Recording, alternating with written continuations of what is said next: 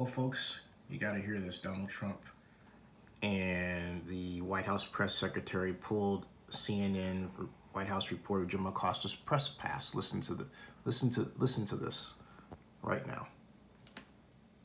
The White House is suspending CNN chief White House correspondent Jim Acosta's press pass until further notice. The word came down hours after Acosta asked the president questions at the news conference this afternoon. Jim joins us now, so take us through what's going on. Yeah, I went back to the White House actually to do a live shot for your program just before 8 o'clock, and when I arrived at the gate, the Secret Service came out and informed me that my press credentials were being, I guess, revoked temporarily, suspended, and the Secret Service officer came over to me and asked me to hand over my credential.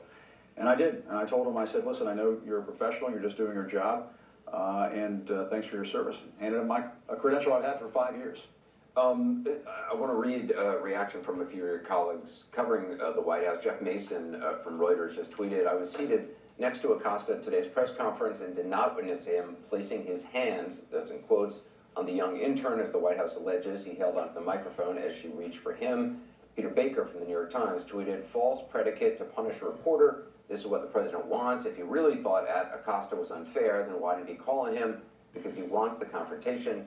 And Maggie Haberman tweeting, "Acosta, who the White House is alleging, quote, placed his hands on the young intern, said, quote, 'Pardon me, ma'am,' as he tried to ask his question." I also want to read a statement that CNN's just released. The statement reads, "The White House announced tonight that it has revoked the press pass of CNN chief White House correspondent Jim Acosta. It was done in retaliation for his challenging questions at today's press conference. In the explanation, Press Secretary Sarah Sanders lied. She provided fraudulent accusations and cited an incident that never happened. This unprecedented decision is a threat to our democracy, and the country deserves better. Jim Acosta has our full support." Anything else you want to add? Well, I was just trying to ask a question of the president at this press conference, and it was obviously a question they didn't like. It was about his racist ad on the caravan that they were running before the midterms. He and I were going back and forth there, and as you can see in this video, this intern came up to me.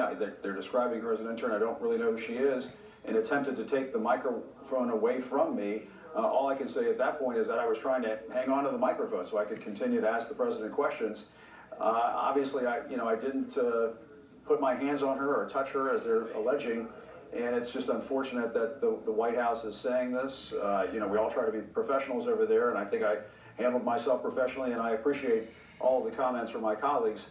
I do think, Anderson, that this is a test for all of us. I do think they're trying to shut us down to some extent inside the White House press corps, and to some extent I think they're trying to send a message to our colleagues. And you had no advance warning of this. This was simply when you got to the White House to go do a live shot. You were just informed by Secret Service. Yeah, I saw the statement on my phone from Sarah Sanders that my press credentials were being revoked. I thought, well, maybe I'll get inside the White House for one more live shot on your show. And at that point, I was simply blocked from entering the facility.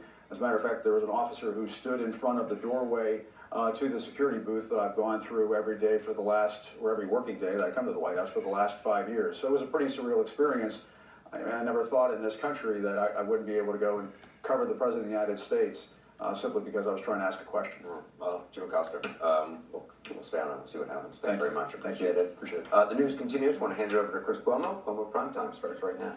All right, thank you, Anderson. Hello, everyone. I am Chris Cuomo, sitting next to Anderson. Welcome to Prime Time. We have a reshaped Washington, D.C. The power has shifted on all levels of government, but the game remains the same. The president is distracting from the big story of the Democrats winning the House and state races all across America with a big move of his own.